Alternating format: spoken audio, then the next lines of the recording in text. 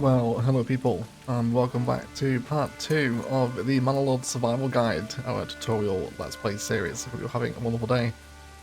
Now, I thought we could start each of these episodes off after the first episode with just a little stroll through town, maybe a bit of a jog. He does have a slow pace on, doesn't he? But welcome back everyone to the Survival Guide. Thank you for enjoying the first episode. Today we're going to carry on expanding. We're going to probably build up our trade post today, hopefully as well. And start talking about how we can really start directing our regions, and also touch on how kind of each region has its own strengths and weaknesses as well. So we'll get on with that, but welcome back everyone. Welcome indeed back to Manor Lords. Thank you for enjoying all the content that is out on the channel for this game. It's a ton of fun to play, and I'm glad to see you all enjoying it. But either way, we'll pick up where we left off last, which is where we actually just upgraded our first two houses up to level 2. So these guys, they now have some new demands, a few new amenities at present. We also have a demand for a tavern supply now, providing with ale, which we're not near that production chain yet, so we don't have to worry too much about it. As long as they don't get too unhappy, they won't start complaining. They also would like another church level as well, which we can provide for them, and if we head over to our church, and we can indeed see that it is upgradable with a new resource, which is roof tiles, and a bunch of basic ones there as well. So that will fulfill the faith requirement for these level 2 houses. And we can also now specialize them into artisans. So we'll kind of talk about what this is. So you can essentially take this family out of the work pool. So say for example, right now I was to add a cobbler's workshop to this house. Essentially the downstairs of the house becomes a cobbler's workshop and the family works there while still living at the property. But they fall out of my work pool permanently. You can't get them back unless you delete the house. But I do also get shoes added to my village, and if we check out our amenity supply now, there is also another clothing demand, of which shoes could meet one. So we can now start to add some luxury goods into our village via artisans, but you don't want to do it too often and too many, because you can cripple the growth of your village by doing this if you take too many people out of the work pool, so do be careful with them. There's also something else I'm really interested in as well, and this is going to be the chickens, because they're going to lay eggs for us, and that's really going to help to prop up a varied food supply. But they do cost regional wealth, so we'll get into some trading today, hopefully, to get on with that. So, speaking about how the village is going to grow going forward, this will really kind of depend and change based on the map you spawn in with. So I'd like to come into the view where we can just see in this version of the map, and I want to start checking my fertilities. So Emma is pretty bad, as is flax, barley, and rye. Rye is a technology, we won't be able to be growing that yet, but maybe in the future. But it looks like all of the fertile provinces are all up in the northeast. And the northwest as well. Yeah, especially for Emma, especially for any kind of wheat grain. All the fertility is north, so farming for me in this particular role is kind of ruled out as an option for my town here to develop into a farming town. However, what it does have is a rich iron deposit, which we can make quite a lot of use out of. So that's what we're going to start exploiting. We'll take this town to be a little bit more industrial focused. So let's come ahead into our industry, or our mining first of all, and we want to grab the mining pit, and we're going to place this over our rich deposit, and we might as well build the clay one while we're here as well. We won't be mining this one just yet because we'll go with the iron just because we've got the rich deposit. So we'll have that there, which is wonderful. After this we'll also need to process the iron, which is where we can come into industry. So we'll need two things to help process this. We'll need the bloomery, and then we'll need the smithy. So we'll place these pretty close to each other because they're going to be using one another's resources. So let's have a look at how the town's developing. I definitely want more residential through here in and around the town centre and the markets where this will all develop. But certainly I could envision some industry taking place over here. We could also start to build it out this side of town as well, maybe. Have a little industrial pocket on the edge of the city here. Not too far from the mine. Yeah, I think we'll place them just on the entrance into town here. So we'll have the bloomery there. And again, I want to try factor in the positioning of my assets here to kind of create a larger, sort of more organic looking yard, if you like. So I'm going to try that orientation there, I think. And then I'm going to connect the paths into the nodes where you would expect them to go. That should be pretty okay there, I think. Fabulous. So this will be our little iron processing center just on the entrance into the city here. So kind of walk past some huts. And that will allow us to start selling some iron, of course, and the various different things that come from it. So coming on to talk about trade, it's what we're really going to use to grow our village with regional wealth and being able to buy and sell different products are really going to help grow the town, and just as much as zoning up new houses will. So let's first of all construct our trading post. Now we don't have the families to man all this infrastructure yet, but we will one day. So again, I can see maybe, how about here, right on the edge of the town, and we can maybe align it with our warehouse as well. Let's turn off stat to road here. Yeah, how about there? And then we'll build that up. So we'll get all these buildings on the go now. We also got another development point here. So since we're going to start getting into trade now, we could also explore going down coal burning as well, getting the charcoal kilns, and eventually go to deep mining, especially since we have a rich iron deposit. And that would certainly be a good one to go down for this province. But I think just for your starting province, it's definitely worth going with trade logistics, just for the reduction of only having to pay 25 regional wealth to open new trade routes. Sometimes those trade routes can get really expensive, so I think that just having to pay 25 for a lifetime of the city is extremely useful. But definitely a tech I would suggest picking up first. Of course, this being the survival guide, I'm surviving in my province. You know, you guys might have rich wild animals and rich clay, in which case you can kind of tweak your tech trees to perhaps go down the trapping route instead. So it's kind of, you know, every start's going to have slight variation to it, so don't just follow this guide for that, you know. Still have to make a judgment call at the end of the day. And also we can still watch the village come to life over here. I definitely envision some more road planning over this way, so why don't we take a look at this now. We'll just start drawing out some more connecting roads where we imagine we're going to have some of this infrastructure. We'll also do the same. Tell you what, let's try and preserve these trees in the middle, shall we, as a little bit of a park, because we can't place trees at the minute. So we'll have that square just as that, and then let's go ahead and grab some more marketplace zoning over here as well, shall we? We'll keep it to a pretty similar pattern as to what we had over the other side. New families are coming in now as well, which is great. Let's have a glance back over our supply chain here, see how everyone's doing. So we're approaching our first winter. Well, we're in winter now, aren't we? It's December, but we have plenty of food and plenty of fuel, which is really the only concern you have coming into the winter. You just don't want people getting cold, and we don't want them starving to death in the cold either. So as long as you have plentiful supply, because obviously you can't pick berries in the winter, that kind of goes out the window. And you do lose your seasonal resource. You see now they're starting to shrink. But we've got plenty in storage. So our mining pit is now complete. We certainly want to start employing people here. These guys are going to start excavating iron ore out, which will then be sent to the bloomery once it's finished building. And then that will go either to the trade post where we can sell iron slabs, or we can turn those iron slabs into tools, which I think are worth a little bit more. I'll have to remind myself once we get into that trade interface. And then in terms of upgrading the church, which is also something we want to look at doing as well pretty soon. Those are the roof tiles, which that's just following the production chain of clay, which remember we also built that other mining pit for as well. Which is just in industry. We just want to get the clay furnace that will turn that clay into clay tiles for us. Which again we can sell for at the trading post for some regional wealth.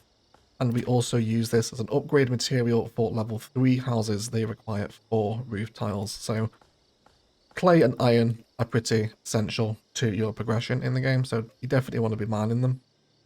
And even more so if you get a rich deposit of each. Thankfully we've landed with the rich deposit of iron. I hope you're all enjoying the slower pace of this series. There's a lot to take in, I realise. And I'm trying to explain it in sort of as long form as possible, I think is the best way to take in Manor Lords, while we of course enjoy some of the most delicious animations, right? It's nice to see Slavic Magic getting so much love just on the internet and the community for people finally even be able to see Manor Lords in its early access glory. It's the atmosphere the game sets, isn't it? It's quite special as we sit in our first winter here. Let's head back into the town and see what our snowy houses are looking like. Starting to clear out a bit more of a centre here now, aren't we? Especially that forestry camp doing its work too.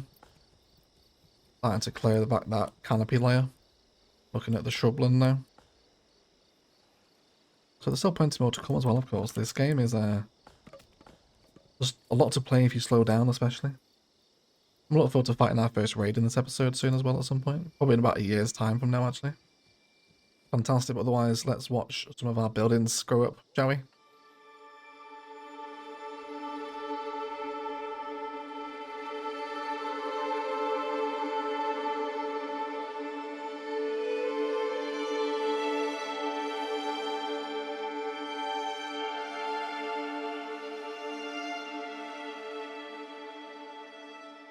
At our bloomery, sorry, not smithy. So, another family working at the bloomery now. See how we're doing for firewood here as well. Got 8 months left of it. So we're not processing any leather at the minute, so the tannery can lose a family, and that family can come and join as traders. So thankfully on this map we're pretty close to the outside connection here. Our trade route is right here, which is just a very short jog down the road from the trading post, which is extremely handy. That always won't be the situation. So now we can start trading. So we wanted to save this regional wealth, which we've got up here. We have 34 at the minute. So we're currently trying to process iron, aren't we? So let's go ahead into our materials. Now we can sell iron slabs for 4 gold. Or we can turn them into tools and get 6 gold instead. But we don't really have the families to supply tools at the minute either. So let's just go for iron slabs. We're going to pay 24 to open that. So on this row, we want to come to export, because that's what we want to do. You can do both, which is full trade, but we want to export in this case. This next row over, or this next column, sorry, is the desired surplus. So let's say, for example, I want to make sure I've always got at least 5 of my own iron slabs, and then everything above 5 will be sold via the trade route. So 5 is fairly low, obviously. If you were trading something pretty essential, say for example firewood, under your materials section, I imagine it is. Yes, firewood is here. And obviously you don't want to set that to 5 because that's not going to be enough for your people to survive on, so maybe 70 would be a more sensible surplus if you want to trade a more common resource like firewood. So again, kind of similar to with the starts of the city. Everyone's going to have a little bit of variation there as to what you can and cannot sell. So just worth considering, but definitely want to get involved in trading nice and early so we can get the money in to start propping up our food supply, which will then allow us to grow the town at a much more sensible rate once we have that food. Because if you bring too many people in too soon, everything can start to collapse around you a little bit. Do you realise I say that quite calmly? But here we go. Here it is, our bloomery. It's the first time I've heard of a bloomery, to be honest. I am pretty familiar with iron production, I think, in video games, but never come across the term bloomery before. But yet again, another pristinely modelled asset, isn't it? As we enjoy our first winter here today. Very nice indeed. I also want to draw up some roads between our major mining sites here too. I'd like them to have as quick a route back into town as possible without disturbing our wild animals here. The wild animals is actually in a pretty awkward position, but we will try to preserve it as long as possible, if not forever. But we'll see what happens as the town grows. But otherwise, we can start enjoying our little nighttime town here. So last episode we recruited our first unit, didn't we? So we can also start buying that military equipment via the trade screen as well. But we won't do this just yet. I think even for the first fight you can rely pretty much on mercenaries to win for you, which we'll pay for via the treasury once we come to build our manor here as well, which will also require 20 planks. Which I am going to put someone back in the saw pit now for. I think where we also do have the stone in, I think we'll build the manor next actually. Let's fast forward our time here and wait for these 20 planks to arrive. I also think at the minute in this version of the game that the stables are a little bit bugged at the minute, so I'm trying to stick to just hitching posts. I seem to be getting bugs with the animals at stables. So hopefully that'll be fixed by the time you guys get to play, if not pretty soon after the game releases. So don't worry too much about taking people away, for example, from the tannery. You know, their resources are just going to stock up again. We've also got work area is empty here as well, of course, because our forager can no longer harvest. So we will take him out of the building now, and that's going to throw someone else in the work pool for us. Well, we do have 3 families available. I also wouldn't mind getting some more mining going over here, just so we can start collecting a bit more clay. Because again, we can also start throwing down the production chain for that now as well. So let's grab ourselves the industry tab. We want the clay furnace here, which does cost 5 stone to build, but that's okay. So again, this is definitely more of an industrial building, isn't it? So why don't we have this over by our iron production area. And then we can just draw those nodes in. Keep everyone happy and connected. Really is an incredible game to play, everyone. I hope if you're watching and enjoying the series that you are planning to play and show Slavic Magic some support for what is a wonderful family. A wonderful game, rather. I just saw the word family then. But we could possibly also consider bringing some more of these folks up to level 2 as well, which I think we might, because that's just going to get a bit more regional wealth taken over. Let's go ahead and upgrade, say 2 more. So that'll give us 4 level 2 houses, all paying 1 gold each into the regional wealth pool. We've still got 3 homes here as well. Not everyone's living in these yet. These guys are. This one here is still empty. So maybe we could look at having a few more homes. Let's go back into our residential and we're going to grab Burgers plot level 1. And let's see, where do we want this? Again, I want to try to keep people within walking distance of the market. If they get too far away, they start to get unhappy that their needs aren't being fulfilled. And perhaps maybe against our main street here, this is where I'm more inclined to upgrade to some of those artisan houses. I guess we'll see.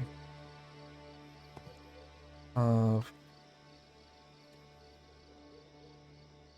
they won't have back garden slots here. But I am okay with that, I think. I think maybe we want it to be a little more dense here, so maybe not everyone's got a super large back garden. We'll kind of keep those to these houses over here. But this is actually the perfect time to address this now. So because we have requirements not met, this guy here is happy that he's not really having enough variation of food anymore. And that's fair enough because we don't have, we've only got, 47 berries and we just caught some more meat. So let's go ahead and help variate their food supply. So I want this back garden to have a chicken coop. This will build pretty instantaneously, actually. You will notice, hopefully, in a moment's time, once they decide to emerge. Maybe they come out at night time.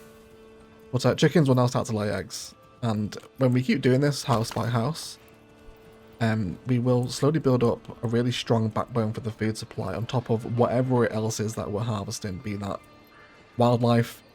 Like we've looked at today, farming is pretty much ruled out in this area. It would be an enormous waste of time.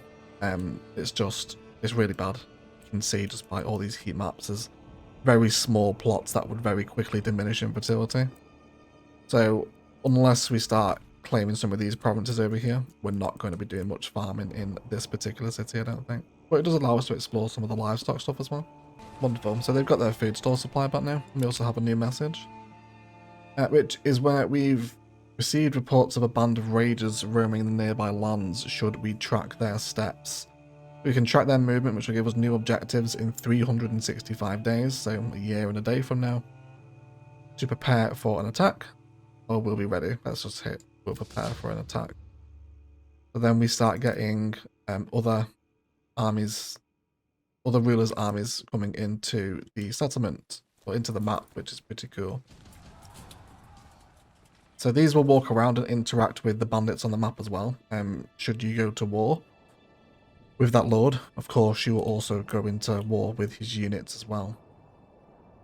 So they'll just march around the map now, and in 365 days we will be attacked by a band of raiders, which means we need to get our act together. So there's two ways you can do this. You can either start trading now for your own weapons and keep trying to rush your population up, or we can start to gather some tax revenue to eventually pay for mercenaries. Now this alongside with our own, say, bowmen, which I'll also recruit as well. We don't have any bows, but we'll cover that in a minute.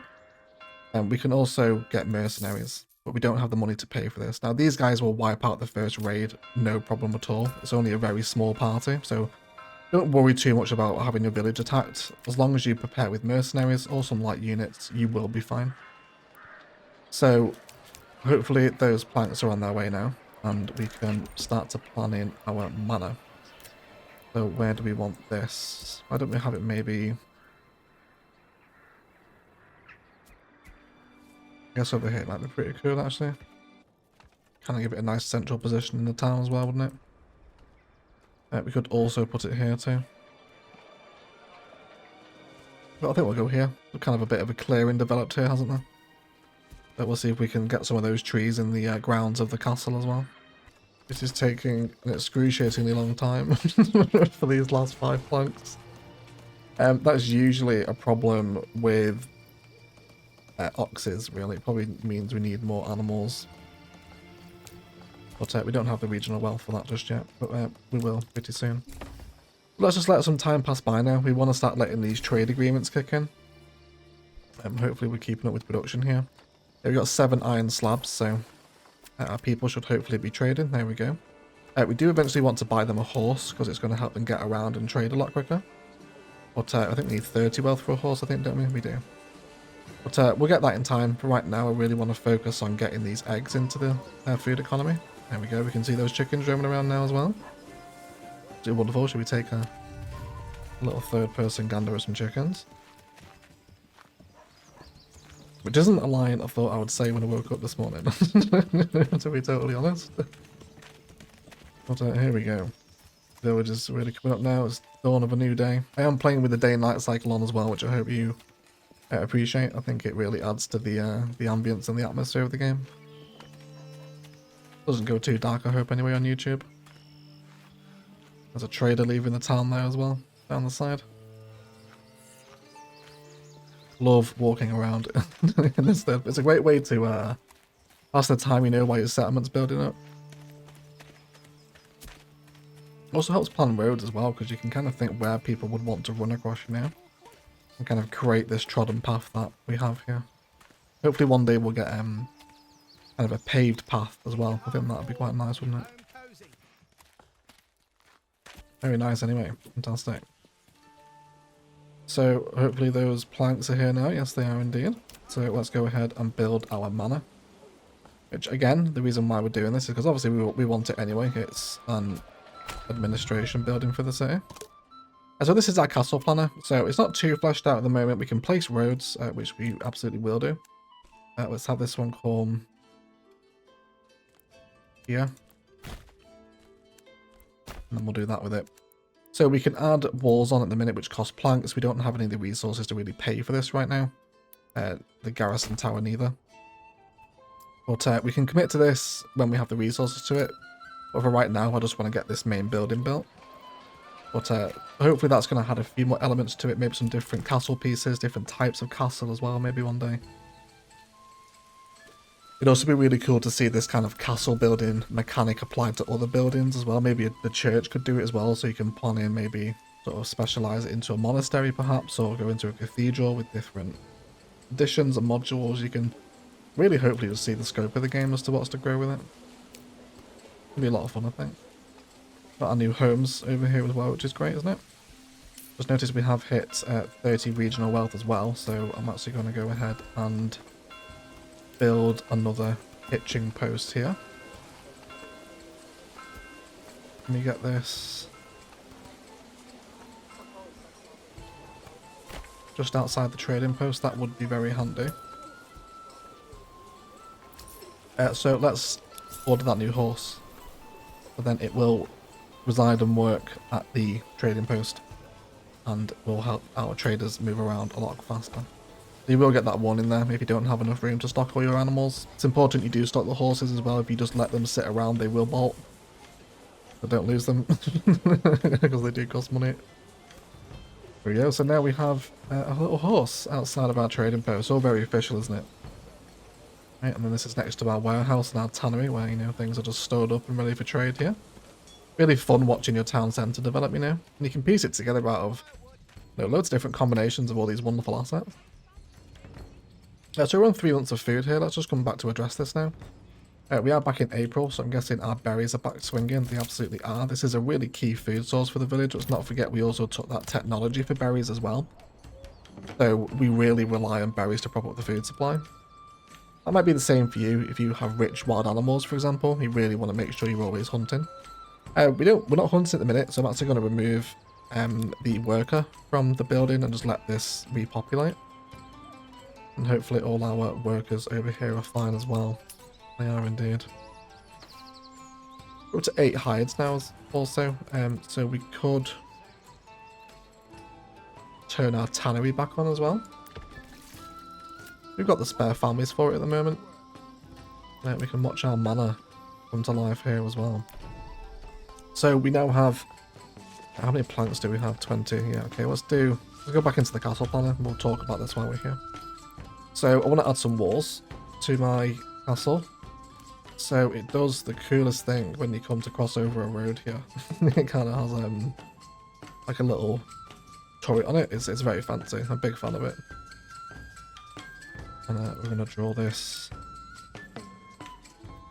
straight across here and try and make it as official looking as possible. There's a bit of a glitch there, isn't there? But I think we can get past it. And then we'll just have it come. This is going to cost a ton of planks, but it'll be worth it. So we'll commit to that, and then we'll also grab an outer tower. So this will provide a level 10 garrison space. And, well, 10 garrison spaces, sorry. And garrison units and builders will shoot projectiles at enemies from this. You can't build these outside of your castle manor yet, so hopefully one day we'll be able to. I'm going to have that there as well, I think. So I can't commit to this yet because I don't have the resources, but I can close the castle planner and that will all stay there, ready for when I can commit to that expenditure, okay? Wonderful. So we're also making clay now as well, aren't we? So let's come back to our clay furnace we built earlier, and we're going to add another family onto this. So we can start producing roof tiles, which we can trade for further regional wealth, but I really want to get this church upgraded in today's episode as well. We can also check the progress for the next villager point as well. We only need one more level 2 house for that, which is pretty cool. All these guys here, we're not meeting all of their requirements, but you know, they're not super annoyed with us. They've just got a slightly not amazing quality of life, but they will. So we did also recruit some archers, but you may be thinking, Egg, you don't have any bows. How are you going to supply the archers? Of course, you can do that by a trade if you want. You can come ahead here and import some war bows for 15 regional wealth per bow, which is pretty pricey. Or we can use one of our level 2 houses and we can convert them into a boya over here. So this will just add war bows to our chain. So I think I'm going to do this. Now, we're currently down to 1 family, but we've also got quite a lot of mining going on, so we can reduce some resources elsewhere. Because I definitely do want to start providing bows, because not only is that going to stock up our archer militia, but we're also going to be able to sell those bows at the trading post as well. For, what was it? We checked it earlier, didn't we? Yeah, for 5, which is really good. Considering we just lose 1 family and we can sell that resource and use it as well. I would definitely recommend setting up a boya in one of your level 2 houses at some point. Cool, so let's have a look at our work distribution here because we are down a family. How are we doing for firewood? 7 months of it we can afford to come off, I think, for a second. And let's have a look over here as well. See what's going on with our smithy, our bloomery. Is the rock deposit been worn down yet? They do disintegrate pretty quickly, the rocks. Yes, they do. So we can actually delete the stonecutters camp now. We don't need it. So we'll demolish that. We just had another new family move in. We've also got some full... Oh yeah, that's just because we had... Yeah, there we go. That was just some exposed goods. The logs are being moved. On lines to get some action here as well, just on the edge of the forest boundary. More family members have joined as well. That's going to be more people doing the same job, basically, when you get more family members joining. We can also see our clay furnace in operation here as well. I can't find a storehouse for excess weapon storage from the Fletcher shop, apparently. Yeah, you guys can start storing those bows in here as well. So we should hopefully be making some war bows now, able to supply archers. Yes, there we go. We have 3 bows, so we currently have 3 archer militia. So let's definitely bring some bows up onto our trade market. We will purchase the route, of course, for 25. This is why, at this point, that technology comes in so useful, right? Because these can get into the hundreds if you don't get that technology, so it becomes really slow to try and trade anything. So let's do export of warbows, and I want this to be a pretty big surplus. I want at least 50 at all times of my own bows in reserve. Anything above that, which is just going to stock up over time anyway, can be exported for 5 treasury, which is going to be great. Speaking of, we can also upgrade some more back gardens now while we have the money. This guy here, let's go ahead and... You can do veg as well, but it depends on the size of the plot. So we'll get a chicken coop in here too. That's going to bring us more eggs. We are getting some disapproval. This is just because of food variety coming and going, I think, from the market stall. But they won't be overly concerned. Once we start getting more food in, they'll be fine. We're also quickly approaching those 9 roof tiles now as well, which will allow us, of course, to upgrade the church. So one of the kings here is actually trying to claim a region. He wants to claim Nuslow, which I'm pretty sure is up here in the northwest. So he's going to claim that region there. He's now got 3 regions across the top. We don't really want to resolve the claim on the battlefield just yet. We don't really have enough to fight his forces. So let him take it. One day we'll take it back from him, but it doesn't really matter for right now. There was also one thing we forgot to touch on with the manor as well, and this is the introduction of taxes. So we can charge land tax, so I wouldn't go above 20% at the start. And then you can also pay some food towards the tithe to the church as well, which will gather you influence. I usually like to set this to about 5%, because you can start gathering influence, which will claim, or be used to claim other regions as well. So it is pretty worthwhile doing. And there we go. So we can now upgrade our church. I guess we'll watch this upgrade together. This should be a pretty fun transition. We'll make this at the highest priority, of course.